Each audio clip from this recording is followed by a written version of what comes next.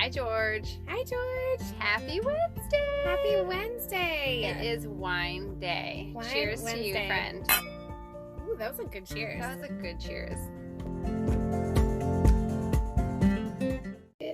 Hi, George. It's hot. I didn't know what you were saying, and I could just hear like into your wine glass, which is like a great like microphone situation. Hello. Can we redo that, please? I need the microphone in here. Okay, well, cheers. Cheers to recording. And we made it through the week. We did. How are you doing, friend? Well, Well, that's the face of a wine coming our way. I was doing swell until about a couple hours ago when a burder, as my husband described it, happened in my backyard. Okay, explain to our listeners what a burder is. A bird murder. Okay, so Jocelyn experienced bird murder today. Proceed. Horrible. What happened? My dog. Okay, so How did the scene unfold? Paint the picture. So, I was just texting you last night a picture of my dog cuddling on me and talking about how sweet he is, and he's just so getting The so best calm, dog ever. and he's my sweet boy, and I love him so much. And I do still love him after today, but I am appalled by his behavior. So, I'm not okay. Like I'm in like the denial joking phase about it because I'm Not really okay. upset about it. So I go. He's a huge barker. He barks at everything and nothing. Like the second he's outside, he barks until he comes back. He was outside today, and I kind of forgot he was outside for just like a minute because there was no barking. Right. And all of a sudden, I was helping my kids with something, and I'm like, "Wait, Shiloh's not on the couch. He's out back." So I'm like, he's being weirdly quiet. I should probably go check on what's happening. So I go outside, and he's sitting on the grass, just surrounded by bird feathers. Oh, gross. Just everywhere. And I'm like, no. And I see he has something that pretty sure is part of the bird that he's like chewing on.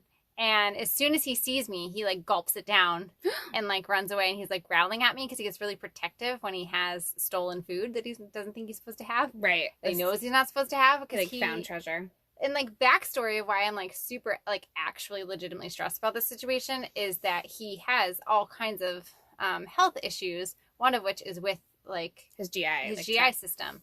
So he's on a special diet. He's not allowed to have any like treats or human food or anything because it'll really upset his stomach. So I am like going out there and I assess the situation, and as just like an animal loving vegetarian human, I'm like, what is happening? Like, I know he's an animal. I know this is the thing animals do, but I'm like, my mind is exploding because I'm like, what? And then like my immediate my immediate secondary thought is like, okay, what is this going to do to your system? You can't even have treats. Like, this is not good. And so my husband had gone to get the groceries at the time, and I'm just like, I have both kids, and I'm trying to like, I didn't realize shoo Dan them was gone away during from all the this. situation.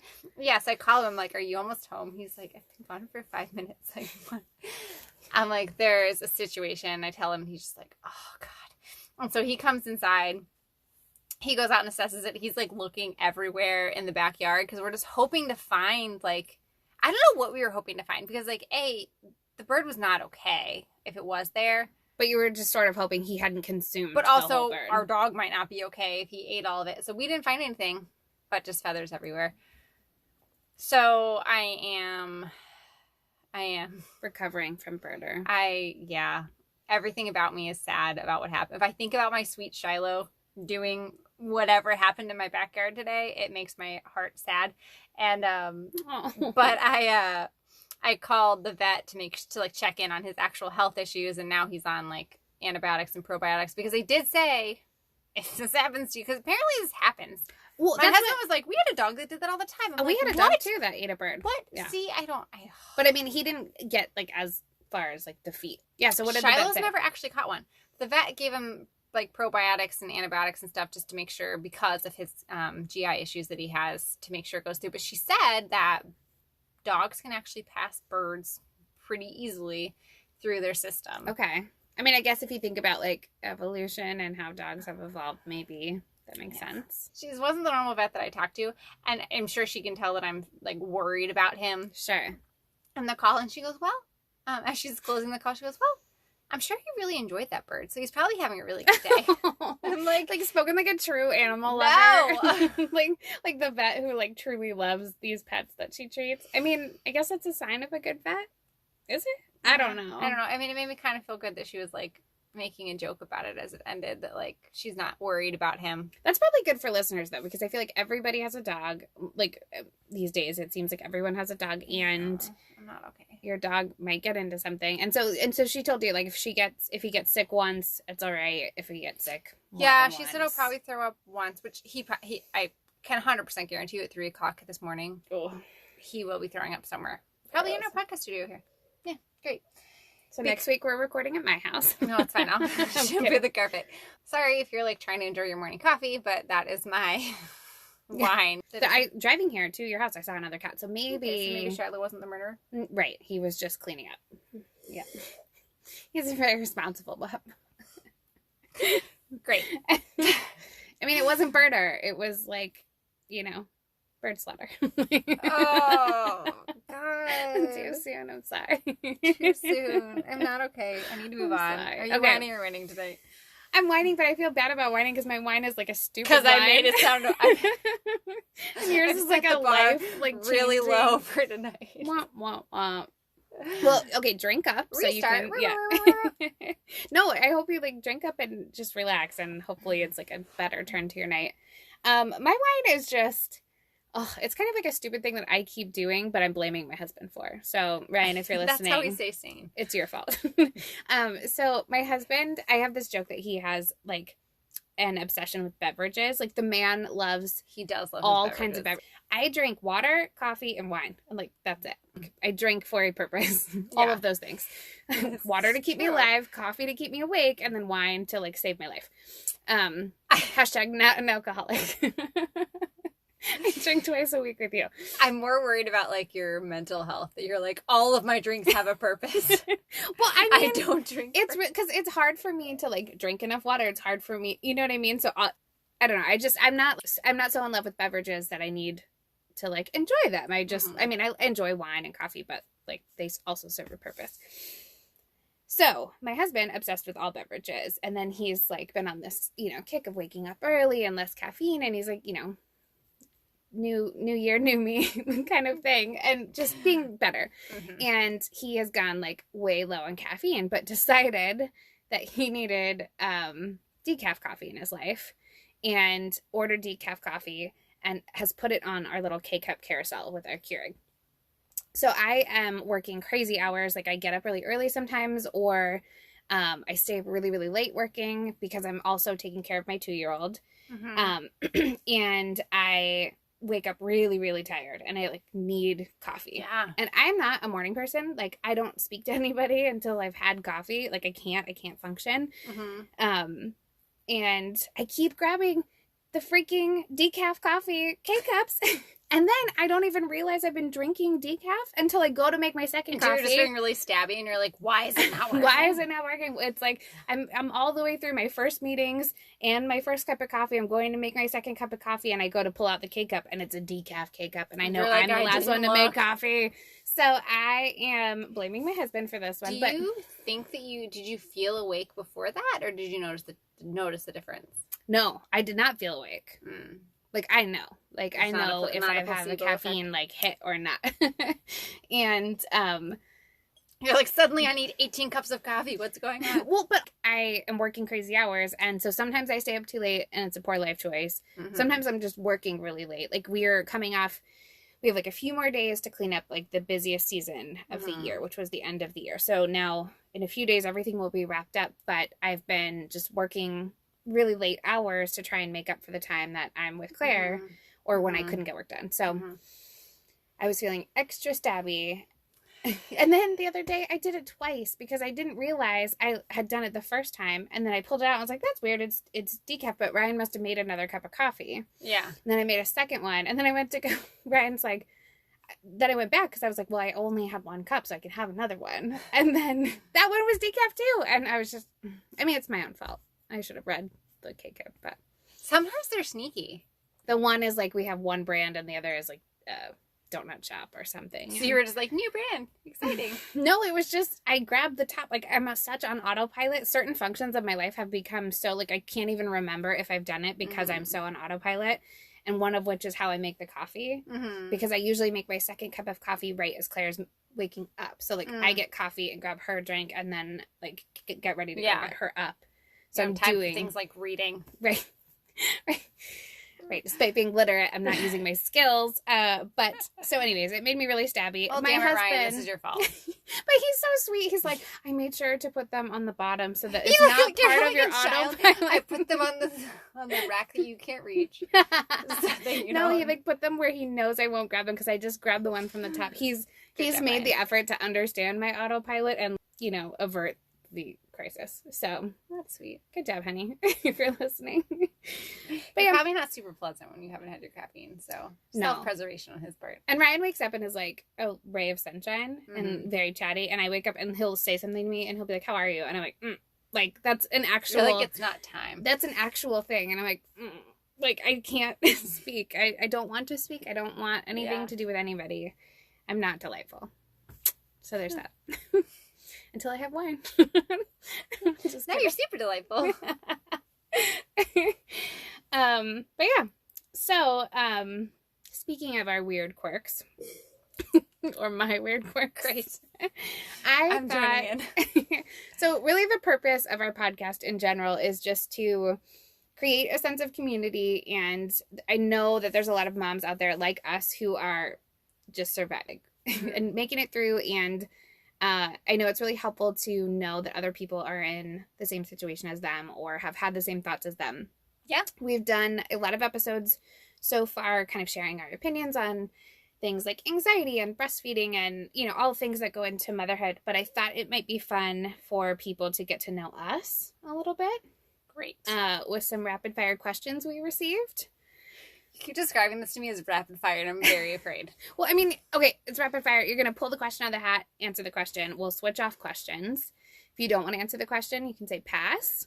It's like a game. And it's some of them are serious. Some of them, are just silly. But they were things that people kind of wanted to know. So, would you like to go first, or would you like me to go first? Let's do this thing. All right. So for context, while Jocelyn is picking her question, I am Caroline, for anyone who's new here, and I have a 2-year-old daughter. I work full-time, and I also stay home with my daughter while working from home, and I take care of her full-time. Superhero status. And Jocelyn's also a superhero. What's your situation? I am a stay-at-home mom to my 2 kiddos. I have a 5-year-old daughter, and my son will be 2 1 week from today, which is insanity. Insanity. So that's where we're coming from when we answer these questions. Go. Silliest argument you have ever had with your spouse? Oh, man. I feel like you should have prepared me for these because I probably have a really good answer and I can't even think. Dun, dun, dun. We should preface this with your husband's wonderful. He is wonderful. Okay. Silliest argument you've ever had with your spouse. So yeah, to preface, my spouse and I, that's another backstory. We have known each other. We've been together since high school. So you are the only person in my life that predates my husband as far as close relationships go. Huh? I'm the OG.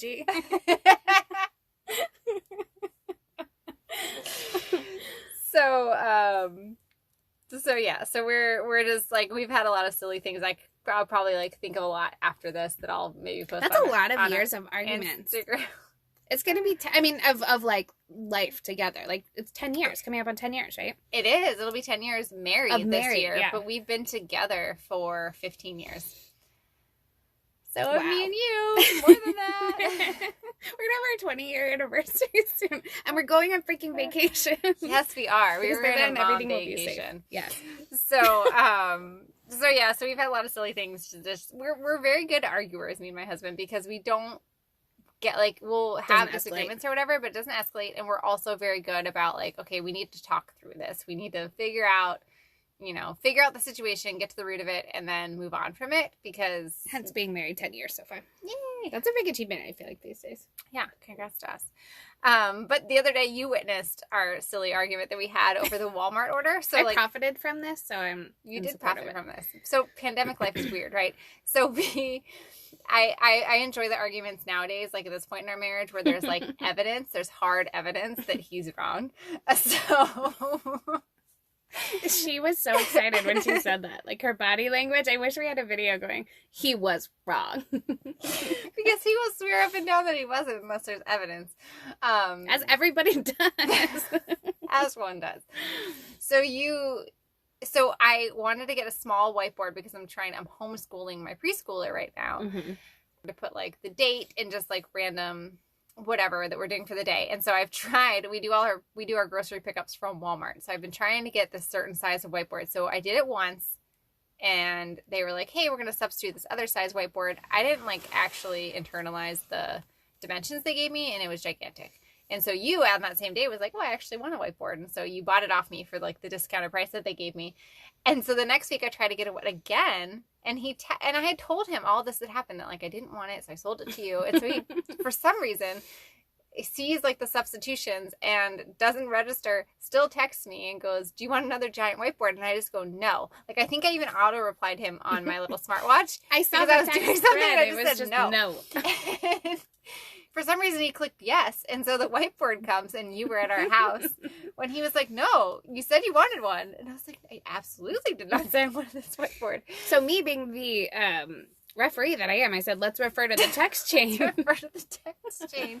Let's check the evidence. And so I pull it up and you're just like, yeah, no, it's pretty damning. No is pretty damning evidence. It's only no. She didn't even say like, thanks for asking, but no. I'm always team Dan too. Like I will throw Jocelyn under the bus like any chance I get. So I was like ready to like go to bat for Dan. That's why like I feel like later in this episode I'm all of a sudden going to be like, oh, I remember this idea because we do like it's more like a bantering that happens, and so it's not like real argument. I'm sorry, let me be on your side. But that was our most recent silly one that I can think of. Is that and I'm not buying this one off you. I know you already have one. Okay, I need to pick a good one. Okay, go. Need to wrestle for audio effects. Okay, what is something that you would like to accomplish in the next 5 years? Oh. This is a good one. I'm glad I didn't get that one. I need to think about it. I think mine is probably career related because that's something I've always been really excited about is my career. I love working and I love having a goal to accomplish, like or working towards a goal to try and accomplish. And 2020 just knocked me on my ass. And I was in survival mode. So this is the first year in my whole career where I have been schmaverage, as I like to call it, like average. And I mean, I think I did well under the unique circumstances of like keeping a tiny human alive. And I did well in other areas. But I am looking forward to getting back to like setting goals in my career that I can like crush and just go after and, hopefully just see more growth in my career. So I have like a certain idea of a goal that I want for my career. And I think once pandemic settles down, I'm not in a rush, but like in the next 5 years, I think it would be great to get back to feeling like, okay, when I'm working, I'm fully working. And when I'm with Claire, I'm fully with Claire and not mixing the two so much so that I can then crush those. Crush everything? Goals. That's what I'm going for. In 5 years. Great. Got it. It's not super specific, but definitely career related. I love it. If you could have a chef, housekeeper, or a chauffeur, which would you choose and why? Well, I have a chef. That's another good thing about Dan. That's true. He's a really good chef. So he used to cook for a living. Professionally. And it's funny because when he was cooking for a living, everybody would be like, oh, what kind of stuff does he cook at home? I'm like, nothing, because he works till midnight. Oh, that's like the hardest industry, I feel like. He never, like the food industry, like if you've never been a server in your life, you need to just go do it just for like a year and just see how hard everybody in that industry works and like the crazy hours and everything. So he wouldn't cook then, but now he is out of that career path. And so when he cooks at home, it's fantastic. He can just like whip things. He just like whips things up.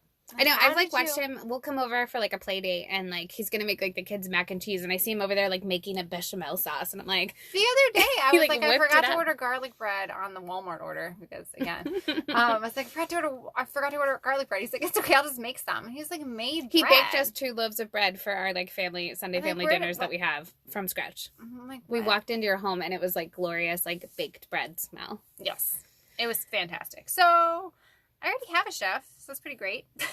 So I would choose the housekeeper then to clean up all the dishes that we make because I have been super proud of myself. For 3 days, my kitchen counters have been like super clean. That's and I told really my husband good for today, your I'm like, mental I think health. our family moved out. Like, I don't know what happened. So I would have somebody to keep my counters clean. Same. I would totally go housekeeper.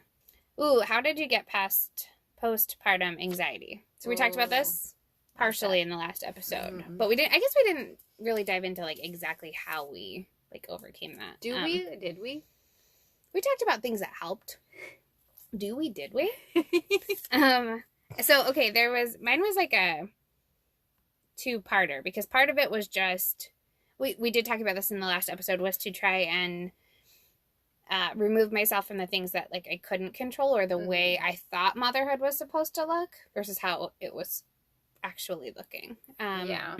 Because it was really, really hard for me to separate like what you see on the internet of motherhood and what it's like to just do 3 things over and over during maternity leave, like eat, sleep, change a diaper, eat, sleep, change a diaper. So when I was able to kind of work on that, I did a lot of like journaling to help with that, just to like compare my own thoughts, kind of thing. Sunshine was a really big part of that. Like just standing out in the sun or walking out in the sun did a really big thing for my anxiety levels. Good old vitamin D. And what was the other thing? Oh, asking for help. Like I finally was able to like verbalize to my husband how anxious I was feeling, or my family, and saying like I need help because I can't wash these pump parts a 15th time, and I just can't because it's making me feel anxious, or like I need you to do this in this way, and not feeling guilty about that. And it took me a long time to get to that spot, but when I finally did, it really helped alleviate some of the anxiety. I was gonna say time. Yeah, honestly, just time. Yeah, it does get easier. Like I saw this mom post something the other day on Instagram, and she was saying like there's a lot of really cute moments, but there's a lot of really, really hard moments. And like my daughter has been dealing with gas and all this stuff like all day long, and she's been totally uncomfortable and unhappy, and it's really hard. And I wrote her a message. I was like, thank you for being so real, because that's the part of motherhood. Even in today, like there's culture of women that are like, this is what real motherhood looks like, and they show their postpartum belly and all this stuff, but you still don't feel like the day-to-day just hardness of being a mom, or hardship of being a mom. So seeing those kinds of things help too. But without getting too in depth. I know. See last episode. What was some of the best advice you ever got? So I think that when I think about this question, it's funny because the first thing that comes to mind is my grandma. So we both had such great relationships with our grandmothers, and I don't even know if it's like direct advice that she's given me so much as just her way of living and just looking at that. And like part of the thing is like for me it was always like the mundane, just like little day to day, being able to just call, and both of our grandmothers have passed away, so just being able to call and just be like, hey, this thing is going on, like what? Right. But I think that just from her, I do remember at one point her just like, I was telling her about something that was going on. I was probably with my daughter. My daughter did not sleep. I mentioned before when she was a kid, and I think I was just having a hard time. And she just sat there so calmly and just listened and was like, you're doing a great job. And kind of just that, like, just kind of that feedback of, you're a great mom and you're doing a good job. And like that kind of just helping you see the forest through the trees. So I just think just her presence in general. She was wonderful. We both had the most amazing grandmothers. We got lucky. I do want to share my best advice because I think about this all of the time before. Ryan and I, my husband and I, we also are better, like we don't escalate arguments. So we always, it's like we either walk away, cool down, and then talk about it, or something to that effect. And before I got married, and that I think a big part of why I react that way instead of how I would normally react with like escalating and like, no, I'm right, because I, crazy Scorpio.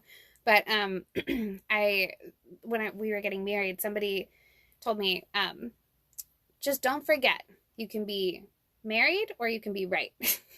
And it was like, true story. Such a good, like, I get goosebumps thinking about it, because I think of so many instances where it's like, I could argue this point. Mm-hmm. We both are very strong-willed and have, different opinions on certain things, but it doesn't matter who's right. Like, I don't have to prove my point until I'm the winner of being right. Yeah. You know what I mean? Like, we can talk, have differing opinions, but still come up with a game plan together. Yeah. And that changed my outlook on marriage. Right. Because being right doesn't. Yeah. Like, what does that solve? Right. I think we do grow up in a culture where it feels like you have to, like, have the correct answers all the time, which contributes to a lot of our anxiety.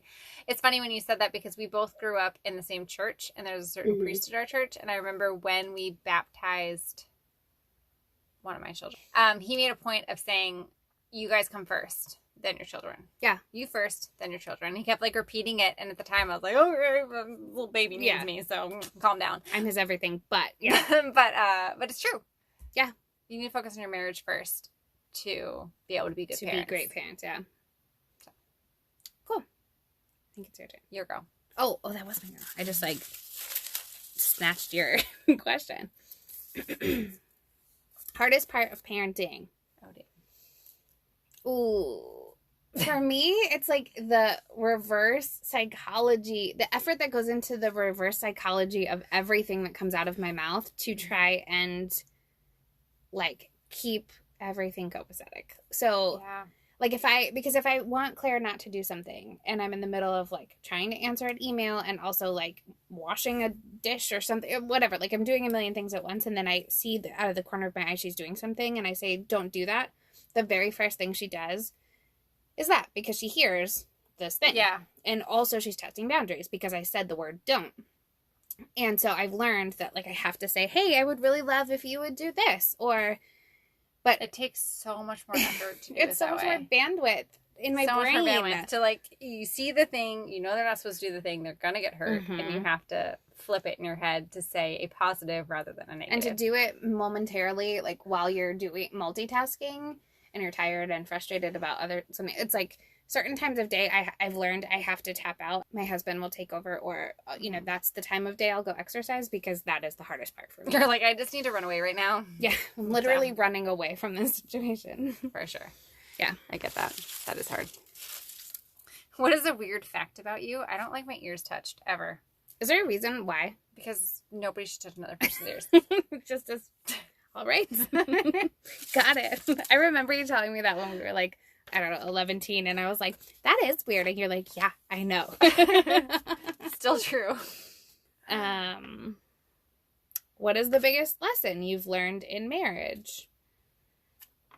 Don't buy decaf coffee. Don't buy decaf coffee.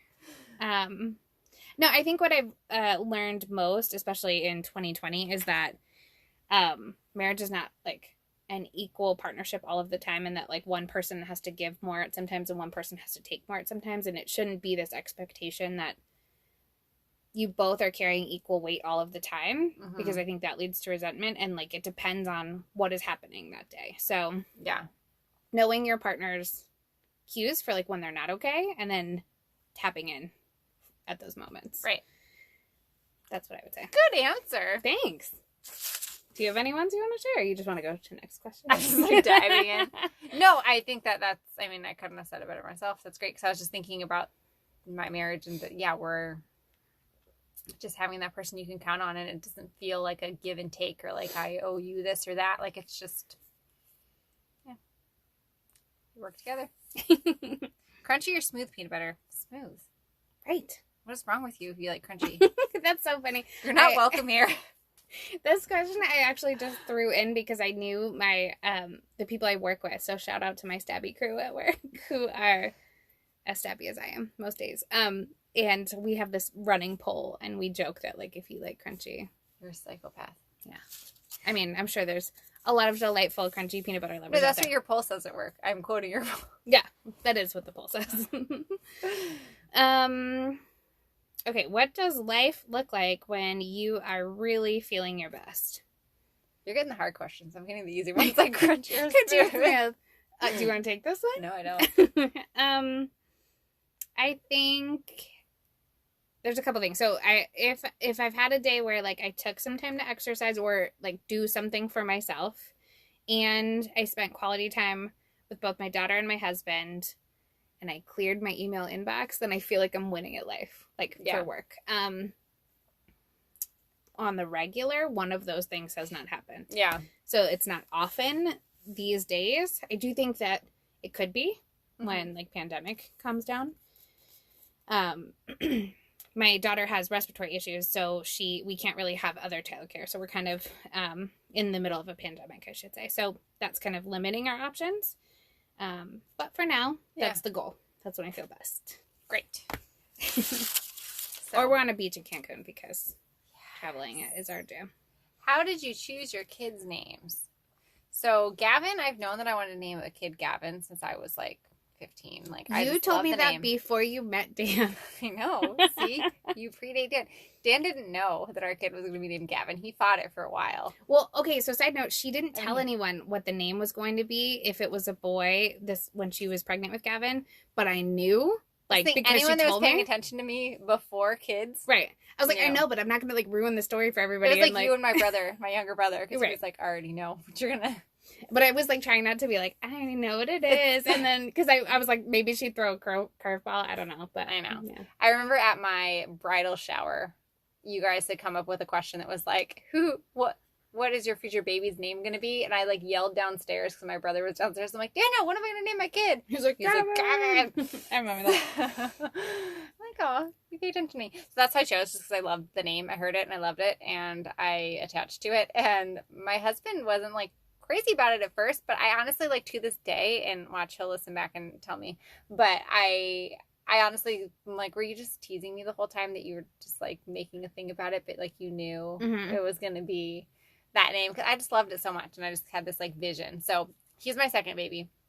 My daughter, I just we went back and forth on a lot of names and neither one of us could figure out a name that we like. So I heard the name Aria on a TV show and I just loved it and I kind of like marinated on it for a while, and this is the point where that's a really pretty name. We would come up with names and we would both of us would like shoot the other one's name down like immediately. Like we were just not doing well figuring out names.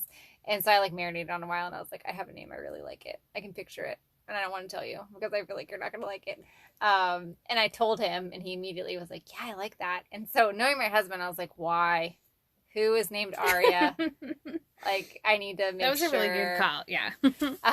But it was because of Game of Thrones. And I didn't watch Game of Thrones, but I loved She was a the badass name. character. He told me she was a badass. So I'm like, okay, well.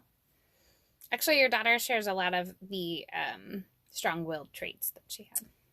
Okay, well, that works. In, like, the best way. Yeah, she is. She is, yeah. So that's why we chose her name. I loved it. Brought it to him. He loved it. Gavin, I just knew forever. And he, you know, it's good, too, because he's my second. We're not having any more children for many reasons, including that we can't. But it just felt like, it was a good, like, closure on like our family being complete because I knew so long that I wanted that name. And her Aria's middle name was your grandmother's name, that right? That was the next thing I was going to say. Aria's middle name is after my grandma, which was like a no-brainer for me. I was like, whatever name we pick, and that was part of my problem too. I was like, whatever name we pick has to go with Teresa for her. And so Aria Teresa sounded beautiful, and I like that. Telling her was like that we named her after her was really a fun experience. And then Gavin's middle name is after his grandpa, who was always really close with growing up as well. So nice. Yeah. Claire, my daughter, is also named after my grandmother. Yeah, you went first name. Yeah. After your grandma. Yeah. I got lucky. She had a really rad first name. Yeah. And then I did Eleanor as the middle name because I'm a huge like lover of everything Eleanor Roosevelt. So perfect. How do you divide parenting tasks in your home? That's like something that I think is kind of fluid. I don't think it's... I was going to say. Yeah. It's not something that is like, you do this and I do this, and we only take these tasks. The way our schedule works best is I do mornings with Claire, and I get up with Claire because Ryan has to work, and my work is more flexible than him, so that worked for us. He in turn always does bedtime, like bath time and bedtime, so they kind of have that same level of quality time in the day. The rest of everything is basically we kind of just take it day by day. As far as parenting goes, there's no real division. It's just we tap in as needed. You guys do a lot of like one-on-one time with Claire though, like if you guys need to do something else. Yep. Or just need that, just like self-care time. Or want something to do. Yeah. And I think that's where it's like a luxury because we have one kid that we can kind of just tackle that separately. So it's like usually broken down between before nap and after nap. So like, I need to work before nap. So this weekend, so if you could take her and then you want to go on a hike tomorrow and, we'll just kind of tap out that way. As far as household tasks, you guys have a lot of designated times, but it's also a lot of communication. Yeah, it just depends on like what we each want to do or what we each have to do. Yeah. Household tasks as far as like chores and things, we both, I would say, do about equal cleaning and stuff. Ryan always takes out the trash. He's my hero for that because I'm not a lover of taking out the trash. And I, for the most part, always do the dishes because he hates that. So we kind of, it's more based on like our hate. What the other one dislikes. The things that we despise. Yeah. Because I know he, and I kind of like doing dishes. It's a weird sense You of are weird. You can accomplishment. come to my house and do dishes anytime you want.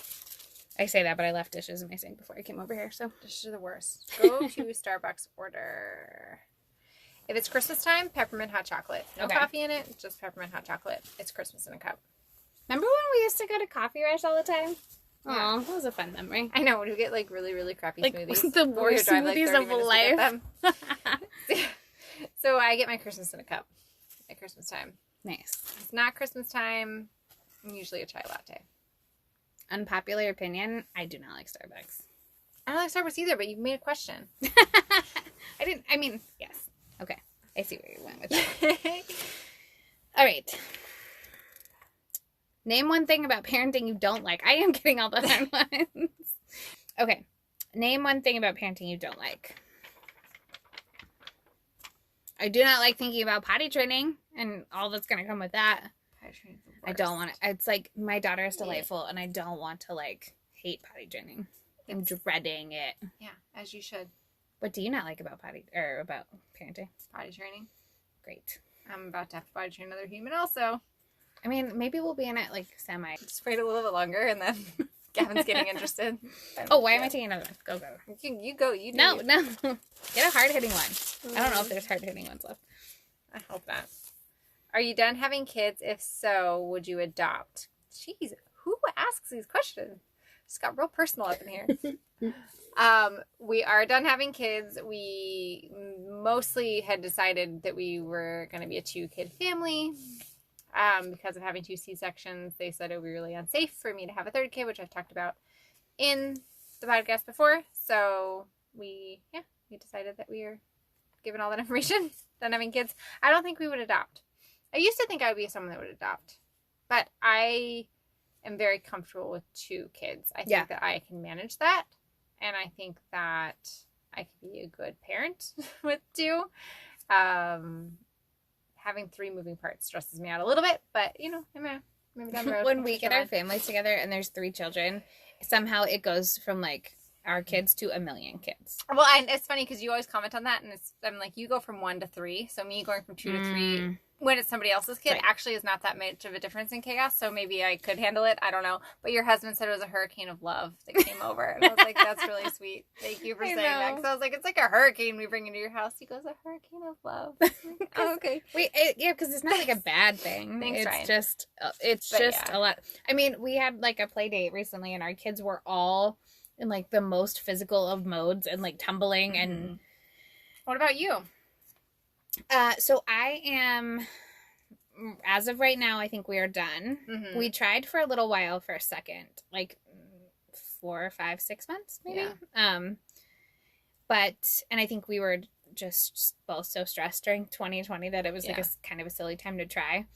And then after that, we sort of just reevaluated, especially because we didn't know how long pandemic would be the way that it is. And kind of... You could be like super pregnant right now if that worked. If that had worked, yeah. I'd be like having a baby. Or soon to be. But not preggers. promise you that. Yeah, so I think right now we are done. I think I would adopt. I don't think I would like seek out the process, but there have been a few situations in our life where there have been situations where we've almost stepped up to adopt somebody. In a situation where the baby or child needed somewhere to go, but then like the circumstances changed and that was no longer needed. Yeah, I can see in that situation. Yeah, I think that would be a situation where we would probably do it without much thinking. Like that's kind of how Ryan and I are. We would just be like, well, this is what's needed and we'll do it. Someone you know that needs, that's a different situation. I was thinking like seeking out the process of adoption. I don't think that we're at a point in our life where we would do that. I mean, I love the idea of it. And I always thought I would adopt. Like my whole life always pictured adopting. I don't think I knew how in depth the process was or what it takes to do that. And I think that a lot of that could be, at least from the research I did, that like the fostering process seems to be the fastest way to have an adoption, but that could cause a lot of turmoil, which if it was just Ryan and I, that would be one thing, but to have uncertainty in Claire's life. Yeah, when you consider your other children, is a little bit more, but I don't know. Really, my husband and I have not talked about it. Yeah. In all honesty. What are your degrees in, and why did you choose these? I think we should both do this, because I think yours is very applicable to the podcast. Great. My bachelor's degree is in human and family development, and I don't even know what I was thinking, like, back in those days. I mean, I do know what I was thinking, but I did not land in that career field. And then my graduate degree is in leadership, because I love, like, business and all of those things, and essentially it was like an MBA without the finance piece, because I'm not going to be anybody's finance person. Yeah.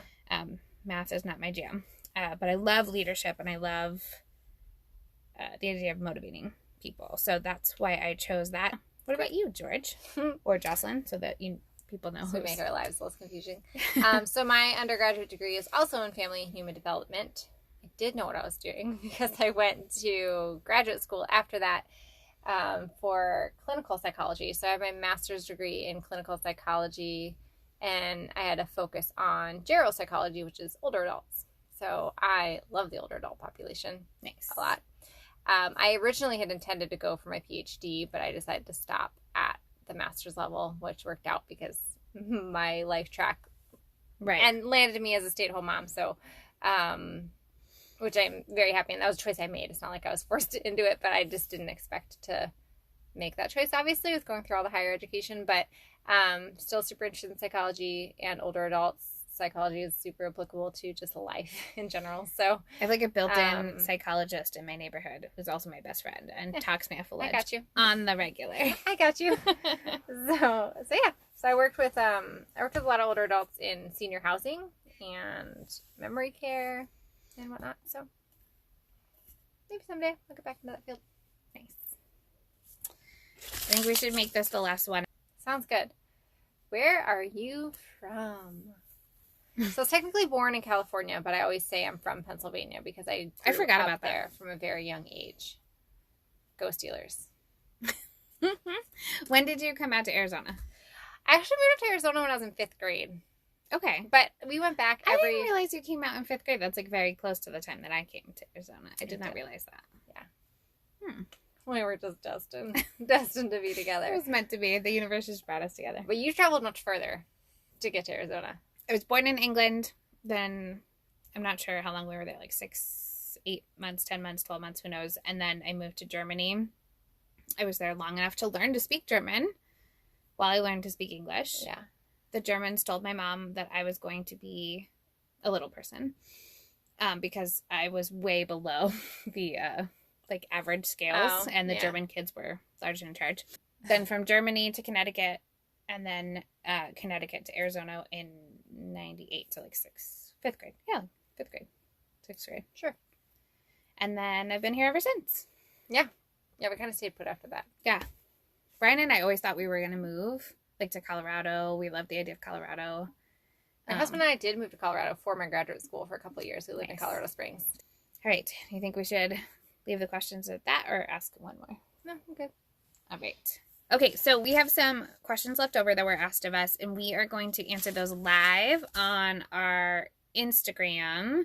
the Whining Moms podcast. So we'll leave like a little IGTV there, and you can catch the answers to more crazy questions and see our face a little bit. They get to see our faces and then hopefully get to know us a little bit that way. We can clear up which George is which for everybody. I mean, maybe. Maybe. It's it doesn't really matter. Okay, so do you have a crazy check this week? It's time for a crazy check. Dun, dun, dun! Crazy check. So I kind of have just I don't even know if I need advice on this, more of just like... You need to vent it out? I feel like I'm reaching a level of crazy about the why questions that our children ask us. Like, why do they ask so many why questions? Why do they ask so many why questions? So my crazy check today, it occurred to me, I'm like, am I crazy for the fact that I have answered the why questions? Like, honestly, just calmly answer the why questions? Because at this point in pandemic life, I'm just giving like very... Give an example. I just give like, it's just... I know, I can't even think of an example right now. My daughter just asked, like, just why about everything. Like, why are you walking over there? Because I am. Or, like, why? I can't even. There's better ones of that, too. Or, like, we were on an actual walk today. And she asked me, why are we going this way? I'm like, because our house is this way. I don't know. I feel like I'm getting, like, more just, like, concise in my answers to our why questions. And I'm like, either I'm crazy for having given more expansive answers before and I've incited the rapid fire whys, or I'm just losing it in pandemic life. And I'm just like, I can't. But like my literal answers to her questions will be like, because. Well, okay. I don't think you're crazy in this particularly, because I think you and I both do this, where we put pressure on ourselves to be a certain level of parent at all times. And we get really frustrated with ourselves if we're not like the perfect responder to this, like feeding our child's brain development. And like, I know. And our kids are bright and they're intuitive and they can almost smell blood when we are at the end of our kids both do this. They both ask more why questions when we are in a state of shortness, I feel like. And I think that they're, like, when they sense we are becoming short because we're tired or frustrated or just need a minute or touched out. It's like they're feeling out the boundary almost. Because I feel like I get a lot of them. Yeah. Because Claire will do why, like, questions 6 in a row. And then she goes, are you happy? Like at the end of it, because she can feel that I'm starting to get. So I think that you're not crazy for giving concise answers. I think us just saying, hey, I don't have any more information about your question. Well, yeah, so there's two things, right? There's I realize I don't know a lot of things. Oh, like we have Googled why more about so many than things, I ever and expected. I'm like, I don't know why that thing is the way it is. How does the internet work? How does electricity work? Well, let's dive in and Google this so we can actually... So it does have like the whole Sesame Street, like, let's look it up and find out. Get all excited about it. I do like those ones when I actually am in a mood to look it up, because then we all learn something. But yeah, I don't know that many things, but B, there's the ones that are just, you feel like they're asking them that's a good point. Like, and that's why I like to talk these things out. Like, it's probably just a boundary setting thing. Yeah. They smell blood. I have noticed that whenever my daughter senses that I am stressed, I'm becoming frustrated with her, she does more frustrating things because she's trying to find like where the breaking point is. Yeah. Like, how far is too far? And I realized that that's probably a natural progression. Yeah. But what I didn't realize was like the more subtle examples until the last couple of weeks, where she is like with the why questions, where she can see that I'm getting more frustrated. And then she asks about my state. Like, are you happy? Are you sad? Like, based on how I'm answering. And she's trying to feel out how she's making me feel. Yeah. And so now that she can like comprehend that, it's a whole nother level of... Yeah. Intense. And that's why I feel bad, because I have to be like, I literally every time I'll be like, oh, I probably should have given a more expansive answer than that. That's our I don't want you to feel like anxiety. I'm frustrated with you. I'm not. And I will literally be like, Mommy, I just need you to not ask me questions right now. Mommy just needs a minute. No, you can never say that, because then they go, but why can't I ask you any more questions? No, she doesn't. She gets it. Oh, wow. Claire does not. But she's 5. Yet. Claire's 2.5. So... She does. I'll be like, Mommy just needs a minute right now. And so I do think that that's the point that my daughter, at least my husband, my son has not started asking why questions yet. My husband asks lots of why questions. My daughter, though, I do think it's more, I I think both yours and mine are in a boundary setting way, but I think mine is more, she's getting that. She realizes, because she'll sometimes be like, oh, I just need a minute for whatever. Mommy just needs a minute. And then she's usually good with that. That's great to know that that's coming down the pike.